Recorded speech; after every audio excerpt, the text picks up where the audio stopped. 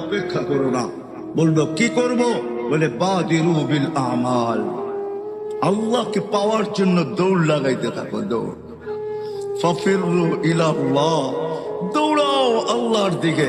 কেননা তোমার সব কিছু, ঝুপড়িওয়ালার ঝুপড়িও, অট্টালিকাওয়ালার অট্টালিকাও, রাজার রাজত্ব, প্রত্যেক ব্যক্তিকে যা কিছু দিছেন সব আল্লাহকে পাওয়ার জন্য। আল্লাহকে পাওয়ার জন্য যদি না হইতো তাহলে এই কথা কোনোদিন আসতো না।